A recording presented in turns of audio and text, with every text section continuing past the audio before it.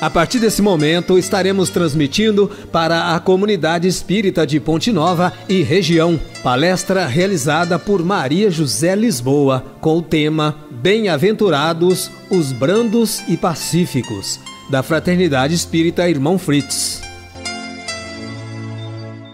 Boa noite, meus irmãos ouvintes.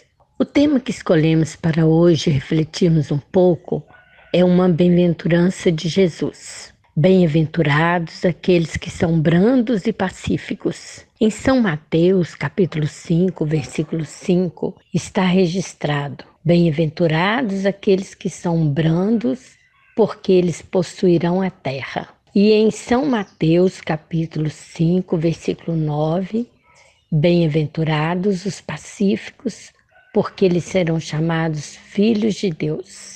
Vamos então, nessa noite, refletir um pouco sobre esses dois versículos.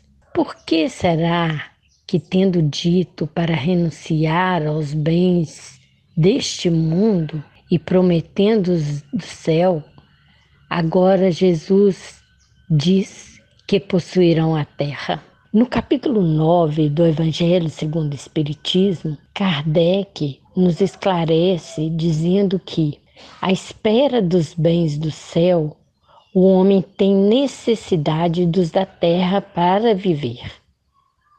Somente lhe recomenda não ligar a estes últimos mais importância do que os primeiros. Aqui, Kardec quis dizer que enquanto estamos encarnados neste corpo material, precisamos da matéria.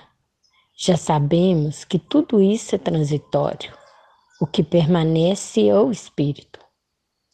Vamos entender então o que fazer para não esquecer do essencial, desses valores espirituais. Chico Xavier fez um comentário muito rico a respeito desta explicação de Kardec. Diz ele, abre aspas, nós temos necessidade dos bens da terra para viver, não para brigar com os outros, estabelecer diferenças, criar esse mundo de angústia que nós mesmos buscamos para a nossa vida. Se usássemos os bens da terra para viver, para atender às nossas necessidades, sem nos preocuparmos com o vizinho, como seria bom. Geralmente, aquele que utiliza dos bens da terra para viver é respeitado pelo seu comportamento e se torna credor de assistência constante. Nós não devemos desperdiçar. Precisamos administrar bem o que já conseguimos. Viver dentro das nossas possibilidades, sem ambicionar a posição dos outros. Queremos possuir não só algo mas algo muito mais que os outros possuem.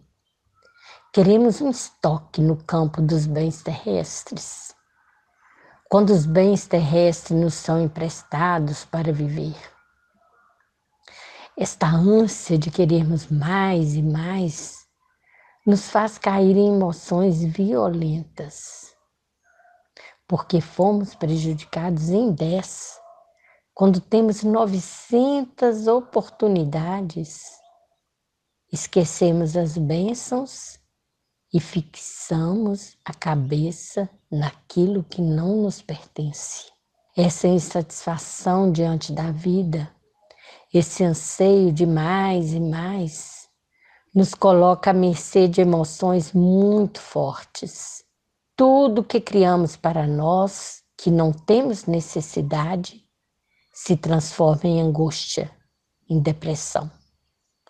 Vamos ao psiquiatra e são pílulas e mais pílulas. Fecha as aspas. Quantos ensinamentos e questionamentos essa fala de Chico Xavier traz para nós? Qual de nós se identificou em várias situações dessas. Vestimos aqui a carapuça por várias vezes, em várias ocasiões da nossa vida. Quando tudo na nossa vida está fluindo, está dando certo, está tranquilo, é fácil ser manso, ser pacífico. Mas quando tudo começa a desandar, vêm os desafios, as dificuldades, o calo no pé, aí sim percebemos que ainda estamos no caminho da conquista, da mansidão e da paz. Nesse momento é que descobrimos realmente como estamos e o que precisamos fazer para melhorar. O bom mesmo é sermos sempre gratos pelo que já conquistamos e deixar de lado as comparações. As necessidades de cada um são diferentes, porque somos diferentes. Por que será que Jesus disse que os pacíficos serão chamados filhos de Deus? Não somos todos filhos de Deus? Na verdade, eles são mais reconhecidos como filhos porque eles obedecem a uma lei de fraternidade, que é uma lei do Pai. Eles não são rebeldes, já foram. Esses pacíficos já trilharam esse caminho que nós estamos trilhando hoje. Ainda estamos rebeldes, uns mais, outros menos, naturalmente. Pacífico é aquele que está sempre procurando a paz. O manso e o pacífico é quem se alimenta de paz sempre.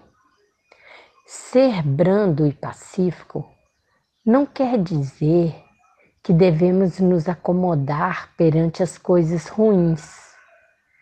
Brandura é ser doce, ser tolerante, é ter um olhar diferenciado para as dificuldades, para que delas possamos sair mais fortes. A maneira como encaramos a vida, as dificuldades, os desafios, faz toda a diferença. Como agir com brandura sem cair no comodismo? Como encontrar esse equilíbrio? Primeiramente, esse olhar doce deve ser voltado para nós mesmos. Ser gentil conosco mesmos, nos perdoar, nos amar. Aí saberemos de igual maneira ser com os outros. Para clarear, vamos dar um exemplo de agir com brandura e cair no comodismo. Vamos contar uma pequena historinha que muitos aqui já conhecem. Eram dois irmãos. Seu pai vivia embriagado, espancava a mãe, maltratava todos, viviam um verdadeiro inferno. Até que um dia sua mãe morre e os dois foram separados, cada um foi levado para uma família. Se tornaram adultos. Um deles tinha uma vida bem equilibrada, tinha uma família, um emprego, estudou. O outro decidiu seguir o exemplo do pai. Entrou também no vício do álcool, não conseguia um relacionamento duradouro. Quando cada um deles foi questionado do porquê da vida deles, o primeiro contou toda a sua história e disse que não desejava reproduzir aquela vida miserável e infeliz para ele e para as pessoas que ele amava. O outro, quando questionado, contou a mesma história e justificou que era por causa da vida miserável e infeliz que sofria quando criança, agora estava agindo daquela forma. O primeiro escolheu a brandura, o segundo escolheu o comodismo.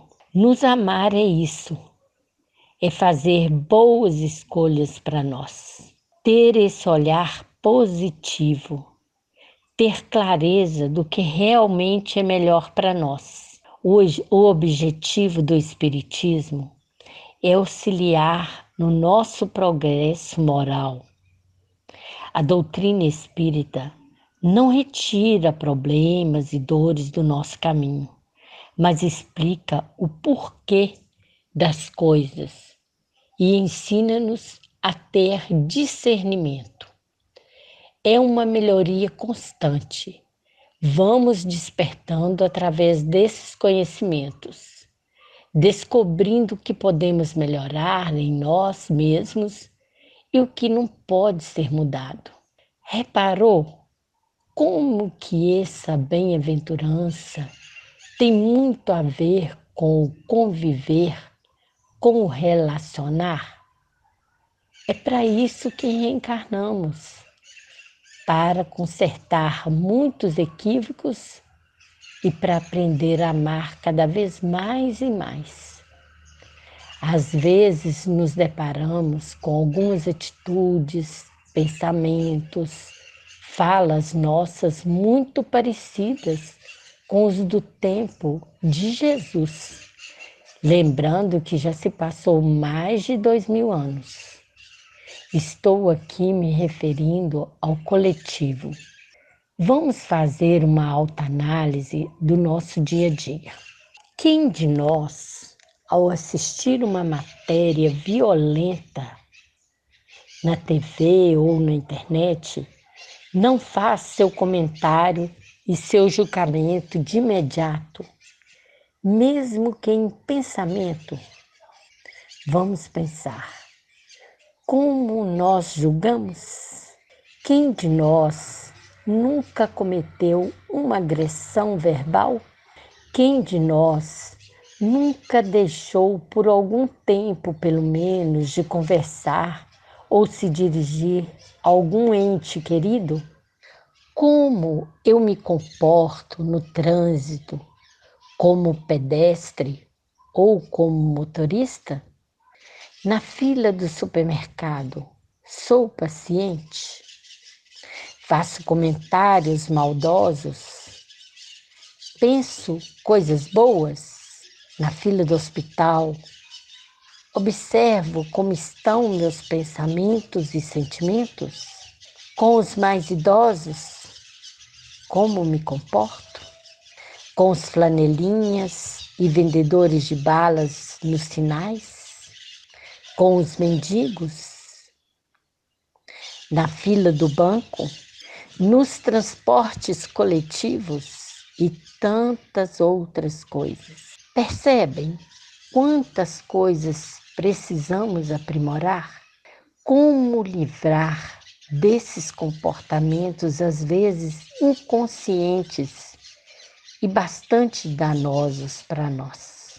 A resposta está em nós, melhorando nossos pensamentos, nossos sentimentos, nossas ações, compreendendo que é possível conviver com todos, utilizando de delicadeza, da amabilidade, da compaixão. Aí então seremos realmente os bem-aventurados do Senhor. Na vida, onde a ação e reação é uma constante, esses excessos que cometemos voltam com a mesma intensidade para nós. Por isso, Jesus disse: vigiai e orai. Quem briga sempre perde. Se você está disputando algo, você já perdeu. Perde a paz. A paz é uma semeadura. Haroldo Dutra Dias, um orador espírita, tem uma frase que eu gosto muito. Diz ele: o que uma voz com mansidão consegue, não tem nenhum grito que consiga. Deixa aquele ser amado chegar e dizer com meiguice: deixa isso para lá. E você deixa. Há criaturas que se alimentam do conflito. Precisa sempre estar discordando de tudo. É uma felicidade, uma alegria que ela sente em discordar. A abelha se nutre do néctar. O abutre se nutre da carniça. O ser humano se alimenta de emoções variadas da natureza. O manso e o pacífico é quem se alimenta de paz. Provavelmente, muitos vão nos hostilizar pela nossa maneira de viver. Entretanto, podemos viver sem guerrear com as pessoas. Pela mansidão, o homem conquista amizades na terra e bem-aventuranças no céu. A mansidão sempre triunfa nas lutas, vence as dificuldades e enfrenta os sacrifícios. Os mansos e os humildes de coração possuirão a terra porque se elevam na hierarquia espiritual e se constituem outros tantos defensores invisíveis do progresso de seus irmãos, guiando-lhes os passos nas veredas do amor e da ciência, nobres ideais que nos levam a Deus. No livro Vinha de Luz, tem uma leitura cujo título é Servicinhos. Emmanuel nos diz que muitos de nós nos queixamos das faltas de oportunidade nos serviços do mundo. E a maioria de nós esquecemos do valor dos pequenos trabalhos, como um gesto de boas maneiras. Bom dia, boa tarde, um sorriso fraterno e consolador, um copo de água puro, o silêncio ante o mal, que não comporta às vezes esclarecimento imediatos, um livro que se dá com amor, uma sentença carinhosa, o transporte de um fardo pequenino, a sugestão do bem, a tolerância de uma conversação fastidiosa, os favores gratuitos, a gentileza natural, constituem serviços de grande valor. Que importa a cegueira de quem recebe? Quantas vezes em outros tempos fomos nós, igualmente cegos e perversos, para com Cristo, que nos tem dispensado todos os favores grandes e pequenos. Sê benevolente, não menospreze os servicinhos úteis, neles repousa o bem-estar do caminho diário. E aí, para encerrar, nós deixamos uma frase de Jesus: a paz vos deixo, a minha paz vos dou, mas não como o mundo a dá. Que Jesus continue nos abençoando sempre.